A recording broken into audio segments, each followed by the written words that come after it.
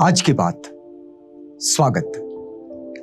आप जानते हैं कि आज की बात में इस समय हम लोग सियाम के जो राजा हैं श्री सूर्यवंश राम, इस राजा का बुद्ध धर्म के प्रचार और प्रसार में क्या योगदान आता है, इस पर ये एक ऐतिहासिक दस्तावेजों के संशोधन पर आया हुआ ये जो आलेख है, इसे हम आप तक पहुंचा रहे हैं।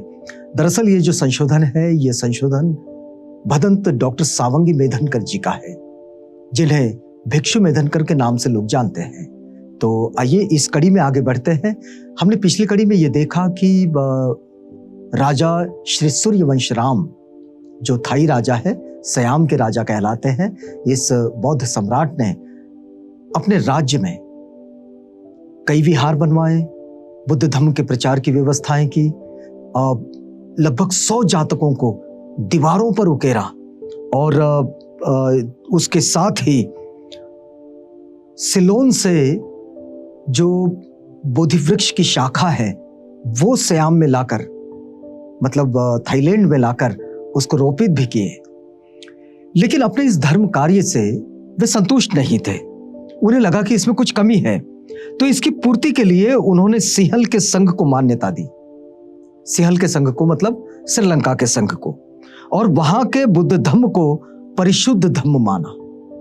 मतलब सिंहल में जो धर्म जिसका प्रैक्टिसिंग होता है उसको उन्होंने परिशुद्ध धर्म माना, और इसी कारण सिंहल के किसी धर्माचार्य को बुलवाकर धर्म का सुधार करवाना श्रेयस्कर समझा।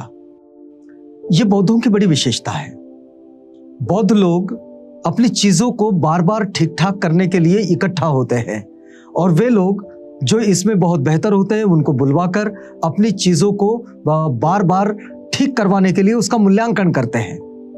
वो ये नहीं मान के चलते कि वो जो कर रहे हैं वो ही सही है। वो सही है भी नहीं, है भी या नहीं, इसका वो मूल्यांकन करते हैं। तो ये मूल्यांकन की प्रक्रिया बौद्धों की जीवन शैली का बड़ा विशेष अंग है। तो देखिए, यहां राजा श्री सूर्यवंश राम ने यह सोचा कि सियाम के लोग यानी कि थाईलैंड के लोग जिस बुद्धिज्म को प्रैक्टिसिंग कर रहे हैं वो ठीक है भी या नहीं, तो इसे सिंहल के साथ जोड़ कर देखा जाए। और उन्होंने कहा कि सिंहल का जो प्रैक्टिसिंग है वो ज्यादा अच्छा है। तो वहां से उन्होंने एक धर्म प्रचारक को बुलवाए, मतलब एक भिक्षु को बुलवाए, और उनसे उन्होंने अपने यहाँ की जो प्रैक्टिसिंग है उसको ठीक करवाना चाहा। 22 वर्ष राज्य करने के पश्चात 1362 में राजा ने सिंहल से महास्वामी संघराज को लाने के लिए अपने राजकीय पंडित को भेजा, और धर्म का प्रचार और उसका सुअवसर देखकर संघराज श्याम चलने को तैयार हो गए। तो महास्वामी संघराज को उन्होंने श्रीलंका से थाईलैंड बुलवाया, और फिर थाईलैंड में वो जब आए तो तब इस काम को आगे बढ़ाया गया। संघराज के चन्ननगर के समीप पहुंचने के बाद ये बात जब सुनी तो राजा ने स्वागत की बड़ी तैयारी की। जब संघराज चन्ननगर के पास आ गए थे, यानी कि अब का नाम जो है चन्ननगर, ये उस वक्त का नाम है, अब का नाम है फित्सनुलोक। तो यहां इस नगर के आसपास जब संघराज आने की खबर उनको मिली तो उन्होंने उनके स्वागत की बड़ी तैयारी की, और भिक्षुओं के निवास स्थान के लिए सुखोदगी नगर में पश्चिम भाग में एक कुटी और विहार बनवाया। महास्थविर ने अन्य भिक्षुओं के साथ राजधानी के लिए प्रस्थान किया, और राजा ने अपने अमात्यों, मंत्रियों और राजकुमारों को महाभिक्षु संघ के स्वागत सत्कार हेतु आगे भेजा।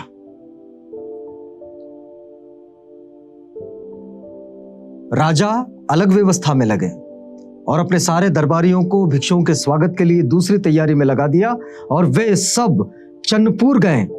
भिक्षु संघ वहां पहुंच चुका था। वहां राज के प्रतिनिधियों द्वारा स्वागत सत्कार किया गया, और उन्हें मार्ग के नगरों में ठहराते हुए सुखोदगी ले आए।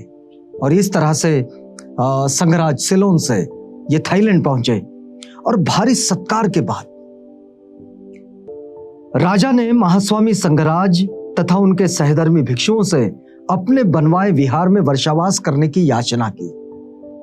तब उन्होंने उनसे याचना की कि वे उनके विहार में वर्षावास करें, और सब भिक्षुओं की ओर से संघराज ने राजा का निमंत्रण स्वीकार कर लिया। राजा ने भिक्षुओं के सम्मान में नाना प्रकार के दान दिए।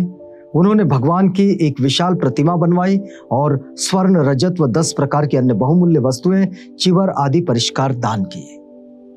अब देखिए, भिक्षुओं को अपने यहाँ अपने क्षेत्र में वर्षावास के लिए आमंत्रित करना, उसके लिए उनको प्रार्थना करना, उनको याचना करना, ये बौद्धों की जीवन शैली का ये पारंपरिक अंग रहा है।